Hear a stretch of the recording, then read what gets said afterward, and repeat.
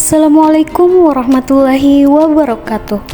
Perkenalkan, nama saya Susi Febriani dengan NIM 2305015001 dari kelas A Prodi Pendidikan Bahasa dan Sastra Indonesia, Fakultas Bahasa dan Sastra Universitas Negeri Makassar.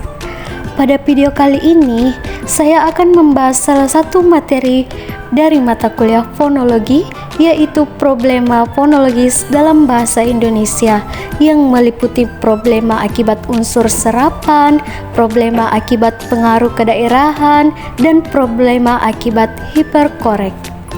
Sebelum kita membahas lebih jauh mengenai problema fonologis dalam bahasa Indonesia, ada baiknya kita mengetahui terlebih dahulu apa sih yang dimaksud dengan problema fonologis dalam bahasa Indonesia. Jadi, problema fonologis dalam bahasa Indonesia merujuk pada kesulitan individu dalam menghasilkan atau memahami bunyi-bunyi bahasa secara tepat. Hal tersebut dapat mencakup kesalahan dalam pengucapan, substitusi bunyi, atau kesulitan dalam membedakan bunyi-bunyi tertentu. Yang pertama adalah problema fonologis akibat unsur serapan bahasa Indonesia. Problema fonologis akibat unsur serapan dalam bahasa Indonesia dapat terjadi ketika kata-kata dari bahasa asing diserap dan diucapkan dengan cara yang tidak sesuai dengan norma pengucapan bahasa Indonesia.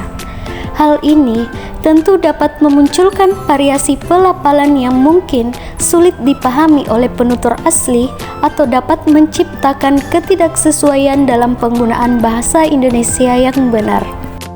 Sebagai contoh, kata komputer yang diserap ke dalam bahasa Indonesia menjadi komputer. Namun, dalam beberapa kasus, penutur bahasa Indonesia mungkin mengucapkannya dengan pelafalan yang telah mendekati aslinya, seperti komputer. Ini adalah contoh problema fonologis akibat unsur serapan, di mana pengucapan kata dari bahasa asing tidak selalu mengikuti aturan fonologi bahasa Indonesia yang benar. Materi kedua adalah problema fonologis akibat pengaruh kedaerahan. Problema fonologis akibat pengaruh kedaerahan dalam bahasa Indonesia mencakup variasi pelafalan kata-kata berdasarkan lokasi geografis. Sebagai contoh, kata air.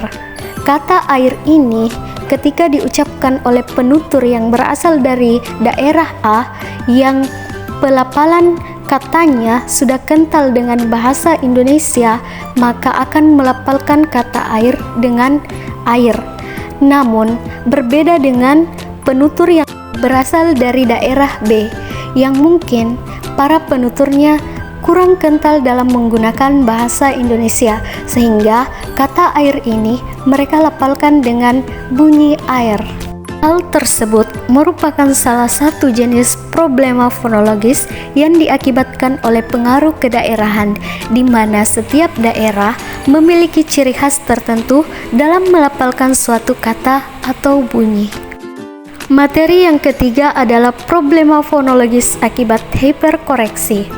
Problema fonologis akibat hiperkoreksi dalam bahasa Indonesia terjadi ketika seseorang berusaha mengucapkan suatu kata atau bunyi dengan sangat benar atau terlalu sempurna, sehingga menghasilkan variasi yang tidak umum atau bahkan tidak diterima oleh penutur asli. Sebagai contoh, kata restoran yang diucapkan secara hiperkorek sebagai restoran dengan penekanan berlebihan pada setiap suku katanya. Padahal secara umum, penutur asli lebih cenderung mengucapkannya dengan nada yang lebih alami seperti restoran.